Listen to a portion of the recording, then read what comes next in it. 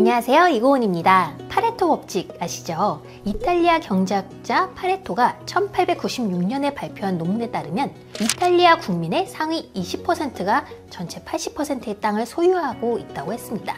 빈부격차, 즉 자산 분포가 매우 불균형하다는 걸 이야기해주죠. 우리나라의 경우 현재 그보다는 양호하고 OECD 다른 국가들과 비교해도 자산 분포 불균형이 좀 낮은 편입니다. 하지만 다른 나라보다 조금 나은 수준일 뿐 빈부격차가 심한 것은 우리나라도 마찬가지예요. 처음 문의 자료를 바탕으로 구한 우리나라 가구의 자산 분포도를 보시면 80대 20 파레토 분포와 매우 유사합니다. 이렇게 한쪽으로 극단적인 값을 나타나는 것을 멱함수 분포라고 합니다. 그리고 시간이 갈수록 이 자산 분배의 불평등은 심화되고 있죠. 왜 이런 현상이 나타날까요? 제가 이거를 간단한 시뮬레이션을 통해서 엑셀을 한번 돌려봤습니다. 몇 가지 가정사항이 있는데요. 첫 번째는 총 1만 명의 참가자가 자산 분리기 게임에 참여하는 겁니다. 그리고 이 1만 명의 참가자들은 모두 다 똑같이 1억 원의 초기 자산을 가지고 시작합니다. 그리고 자산의 연평균 증가율은 다음의 정규분포를 따릅니다. 이 정규분포 그래프를 보시면 자산 증가율이 마이너스인 곳에 투자하는 사람들도 있죠. 기대해야 하는 자산 증가율이 마이너스인 곳에 투자한다. 저는 이걸 도박이라고 불러요. 많은 사람들이 무작정 묻지마 투자를 하는 경우 이런 것도 도박에 해당됩니다. 평균적으로 가장 많은 사람들이 연평균 자산 증가율이 5% 정도인 곳에 투자를 하고 있지만 워렌 버핏까지 특출나게 연평균 자산 증가율이 20% 이상인 사람도 드물게 있긴 합니다.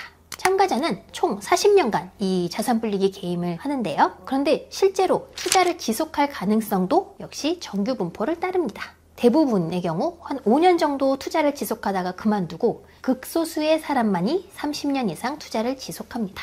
그리고 마지막으로 인플레이션 룰은 연 2.5% 매년 그만큼의 화폐 가치가 감소한다고 가정했습니다. 이렇게 1만 명의 참가자가 이런 가정을 토대로 40년 동안 투자 게임을 지속했을 때 그 결과가 어땠을까요?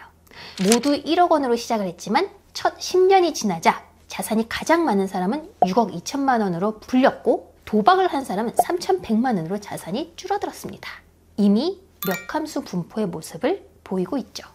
20년, 30년이 지날수록 참가자들의 자산 분포는 계속 변하고 40년 후 최고 자산가는 239억 원을 기록했고 자산이 가장 적은 사람은 260만 원이 됐습니다. 이처럼 시간이 갈수록 불균형이 심화되었죠. 이렇게 간단한 시뮬레이션에서 모두가 같은 선상에서 출발했는데도 40년 후에 이렇게 큰 격차가 만들어진 주요 변수는 첫째, 평균 자산 증가율을 결정하는 투자 능력. 둘째, 꾸준한 투자 지속 기간입니다. 제가 항상 도박하지 말고 투자의 영역에서 자산 증가율이 만족스럽지 않더라도 꾸준히 투자를 계속하라고 말씀드리는 게 바로 이것 때문이에요. 초보 투자자들은 자산 증가율이 높은 사람, 즉 투자 고수를 부러워하죠. 그런데 연평균 자산 증가율이 무려 20%로 굉장히 높았어도 8년만 투자하고 멈추면 그 사람은 상위 13.7%의 위치예요. 8년 동안 20%씩 자산을 증가한 것도 사실 엄청납니다. 하지만 상대적으로 평범해 보이는 연평균 자산 증가율 4%로 꾸준히 38년간 투자한 사람은 상위 5.1%가 됩니다. 꾸준한 투자가 더 성공한다는 결과를 보여주죠. 우린 누구나 알고 있어요. 식단 조절을 하고 꾸준히 운동하면 다이어트에 성공한다는 사실을. 하지만 일이 바빠서 컨디션이 안 좋아서 집에 일이 생겨서 등등 온갖 이유로 꾸준히 운동하는 걸 유지하는 사람은 극소수죠. 당장 수익률이 작아 보여도 꾸준히 투자를 지속하면 성공할 수 있는데 문제는 시장 전망이 안 좋아서 다른 일로 너무 바빠서 얼마 전에 산 자산 가격이 하락하니까 기분이 나빠서 등등 다양한 이유로 투자를 멈추는 투자자들이 많습니다. 사실 오늘 말씀드린 파레토 법칙은 어떻게 보면 굉장히 무서운 자연의 현상이에요. 왜냐하면 대다수는 이런저런 이유로 다이어트에 성공하지 못할 거라는 걸 큰 그림에서 알려주는 거죠. 그런데 재밌는 건 파레토 법칙이 대다수의 다이어트의 실패를 예측하더라도 개인의 성공 여부는 나 자신의 선택에 달려있다는 겁니다.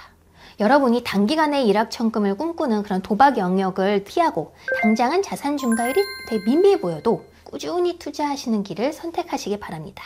꾸준히 하다 보면 좋을 때도 있고 당연히 나쁜 때도 겪으면서 시간이 갈수록 투자 능력이 점점 더 향상되기 때문에 여러분이 생각하는 것보다 여러분의 투자 목표에 더 빨리 도달하게 될 거예요. 오늘 간단한 시뮬레이션을 돌려봤는데 투자 고수되는 것도 좋지만 일단 여러분이 오늘 할 수 있는 거는 투자를 꾸준히 올바른 방향으로 하는 것, 그거를 선택하셔서 여러분들이 더욱더 자유로운 투자자가 되시기를 바랍니다. 고맙습니다.